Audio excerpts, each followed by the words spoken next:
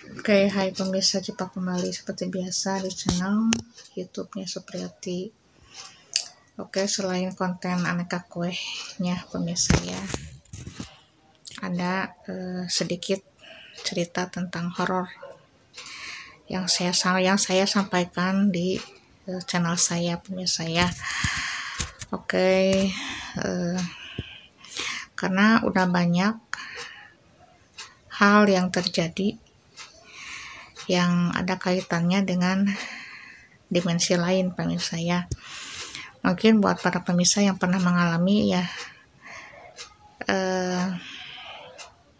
bisa dibilang ini lumrah ya, mungkin bisa dibilang juga nggak lumrah buat yang sudah terbiasa untuk melihat hal yang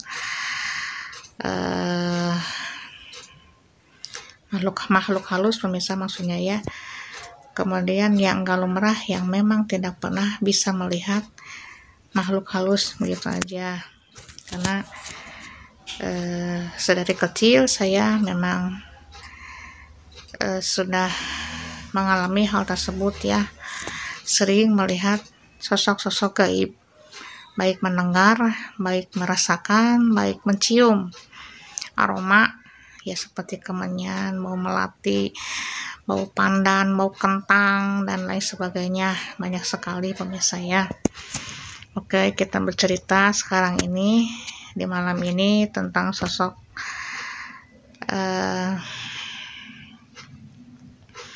karena udah terlalu banyak ya, jadi saya bingung harus berceritanya yang mana dulu. Yang sudah disampaikan mungkin yang memang teralami juga ya, jadi sekarang saya ngambil cerita yang pendeknya aja pemirsa ya, biar durasinya tidak terlalu panjang. Oke, kita mulai pemirsa. Waktu itu saya lagi hamil 8 bulan pemirsa ya, hamil anak ketiga ya. Waktu itu karena rumah saya dengan rumah saudara saya berdekatan begitu, mungkin jaraknya antara beberapa rumah, bisa dihitung lah antara 20 rumah. Mungkin jaraknya agak jauh dari rumah, bisa dengan jalan kaki tanpa harus naik kendaraan begitu aja. Oke, waktu itu saya sudah terbiasa untuk jalan-jalan ya di sore hari ya, mampir ke rumah saudara setidaknya untuk menghilangkan rasa jenuh selama di rumah ya. Jadi saya ingin menghirup udara segar ya, biar tidak suntuk maksudnya. Selama saya di rumah saudara saya ya tidak mengalami hal-hal yang aneh-aneh ya, karena ya selama hamil usia 1 bulan sampai 9 bulan jangan sampai keluar rumah setelah pada maghrib, karena hal itu nasihat dari nenek moyang kita sejak zaman dahulu, bahkan dari orang tua pun diturunkan hal itu kepada kami sebagai anak-anaknya. Karena rentan ya kalau ibu hamil keluar rumah setelah pada maghrib, banyak sekali yang mengganggu, bahkan ya Allah itu maha tahu dan maha segalanya ya. Lebih baik kita menghindar dari godaan-godaan makhluk-makhluk halus yang Allah ciptakan beraneka ragam, tapi kita patut untuk menyaring mana yang baik dan mana yang benar, mana wujud daripada makhluk halus dan mana wujud daripada makhluk nyata, begitu aja. Jadi selama kita mengandung, kalau kita keluar maghrib, usahakan sundana mah pakai panglai, kalau nggak pakai panglai pakai penitik dan gunting, gitu wajib pemirsa ya, untuk menghindari gangguan makhluk-makhluk halus, karena itu sangat manjur ya untuk ngusir para makhluk halus tersebut. Karena saya waktu itu pulang setelah pada maghrib ya, kata almarhum kakak saya ya, pakai gunting, bawa gunting, pakai panglai. Saya sudah dibiasakan dari usia kandungan 1 bulan sampai usia kandungan 9 bulan ya. Saya setiap hari selama hamil ya pakai benda itu ya, pakai gunting, panglai, dan lain sebagainya lah, digantung di baju. Saya mah nggak malu, yang penting selamat gitu. Waktu itu kan udah menjelang maghrib ceritanya ya, pulanglah saya ke rumah karena lupa nggak bawa gunting yang gede gitu ya, cuma ada yang kecil yang menggantung di pakaian. Akhirnya saya dikasih gunting yang besar, yang ukurannya untuk menggunting kain ya, atau menggunting kertas lah, pokoknya ukuran guntingnya besar. Disarankan oleh almarhum kakak saya, bawa ini gunting, pegang yang erat, pulang ke rumah hati-hati. Saya nurut, bawa gunting, saya pegang itu gunting ya,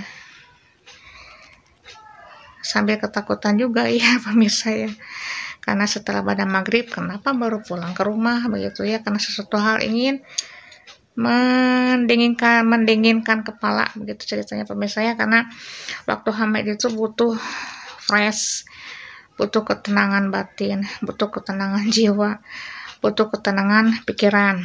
Nomor 1 agar kita pas melahirkan aman pemirsa ya, selamat begitu, karena stres pemicu penyakit. Oke. Apalagi lagi hamil, jangan sampai stres intinya lah ya. Kasihan lah ibu-ibu hamil dengan para jabang bayi di dalam kandungan, para ibu-ibu yang sedang mengandung begitu aja. Oke. Setelah saya pulang dari rumah almarhum kakak saya berjalan ya. Setelah itu dari kejauhan saya udah masuk ke gang yang mau menuju ke rumah saya begitu ya. Pas belok, ini udah jarak beberapa langkah kaki ya. Dari kejauhan, padahal saya memegang gunting pemirsa ya, dari kejauhan udah terlihat ya rumah yang saya tempati begitu. Dari kejauhan udah terlihat ya. Cuma ini memang benar nyata ya, karena rumahnya itu kan menghadap ke sana ya, ke kiblat, dan sebagian menghadap ke sebelah sana. Nah, pas saya melihat ke arah sana, melihat rumah, kok ada anak kecil begitu ya, laki-laki lari-lari. Itu wujudnya sosok ya, sosok anak laki-laki usia 7 tahun itu ya. Anaknya ya lincah, kelihatannya cerdas, tapi anak siapa begitu kan, padahal di situ tidak ada anak yang usia 7 tahun, nggak ada sama sekali. Ada juga anak laki-laki yang usianya masih batita ya. Karena kalau di situ daerah itu di antara jalan itu kalau udah pada maghrib sepi pemirsa ya, sepi banget. Yang lain nggak pada nggak ada yang keluar rumah, total di situ kalau udah malam sepi begitu aja. Bukan angka dan nggak tahu gimana ceritanya, pokoknya mah setelah menjelang malam jalan itu sepi begitu, jadi sudah pada berada di dalam rumah. Lanjut pemirsa ya, dari kejauhan kelihatan sosok anak kecil lari-lari, loncat-loncat ya, kayak yang seneng gitu ya, lari-lari, loncat-loncat, terus sambil naik ke tangga jalan ya, karena rumah yang kita tempati itu kan di bawah ya, di atasnya jalan, naik tangga anak itu ya, sosok itu. Terus sambil berlari-lari ya ke arah rumah yang berada di depan rumah yang kita tempati ya, itu masih rumah saudara juga. Saya melihat sosok anak itu ya, tapi anak itu tidak bisa melihat sosok saya begitu. Jadi pas saya lihat, ini anak kenapa loncat-loncat sendiri, kayak bermain tapi dengan siapa begitu ya. Pas udah naik tangga memasuki jalan, lalu turun sosok anak kecil itu ya ke rumah saudara saya, turun. Saya lihat sosok anak kecil itu masuk ke dalam rumah saudara saya ya, padahal itu pintu tertutup dan terkunci ya. Itu ceritanya bagaimana anak kecil seumur 7 tahun lari-lari, loncat-loncat, terus turun ke situ, ke rumah yang ada di depan rumah kami ya, masuk ke dalam rumah begitu, padahal pintunya tertutup dan terkunci. Yang punya rumahnya pun sudah pada tidur, sudah ada di dalam rumah. Dikira saya saudara atau ponakan daripada saudara saya ya, ternyata bukan. Merinding pemirsa ya, pas saya lihat, kejar lah, ini anak kemana gitu ya, baru aja beberapa menit kok udah nggak ada. Saya cuma begini, ya Allah, ternyata sosok gaib yang saya lihat pemirsa ya. Karena saya tanyakan, pas setelah saya melihat sosok anak kecil itu, saya langsung turun masuk ke teras saudara saya ya, sambil saya ketuk pintu, tok tok tok tok begitu.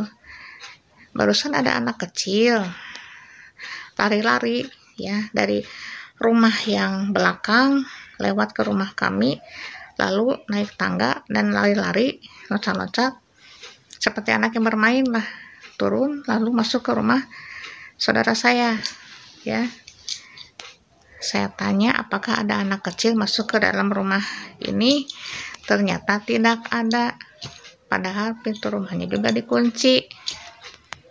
Sebelah sana kan tembok ya. Kata saya, teh ini anak siapa begitu ya, padahal nggak ada anak kecil yang usia segitu di antara rumah kami ya. Karena bukan ketakutan pemirsa ya, karena itu udah hal yang udah nggak aneh buat saya. Jadi bukan untuk melebihi kuasa yang Sang Pencipta ya, karena kita diberikan kelebihan untuk melihat sosok-sosok itu ya, jangan dijadikan sebuah hal yang musyrik ya, menduakan Allah, jangan sampai.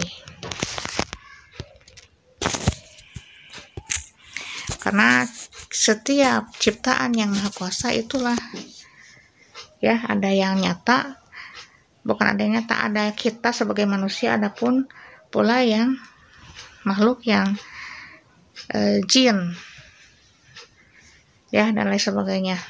Oke, sekian dulu cerita horornya pemirsa ya. Ini enggak horor-horor amat, karena yang saya lihat itu sosok anak kecil berlari-lari main di situ dan berloncat-loncat gitu aja lah, pakai kaos dan celana pendek, kelihatan banget ya rambutnya cepak, padahal tidak ada anak usia seumuran itu di antara rumah kami ya, kecuali anak yang sebelah sana ada banyak lah, tapi anak rumah kami kan 1, 2, 3, jadi tidak ada. Oke, cukup horor, tapi ya tidak horor-horor amat, pemirsa ya. Cuma kalau kita melihat juga ya ngeri juga, takut juga, karena itu hal yang di luar nalar. Oke, sekian dulu videonya kali ini. Nanti kita akan bercerita lagi di video misteri yang lainnya. Masih ada beberapa lagi cerita horor yang lainnya. Oke, sekian dan terima kasih.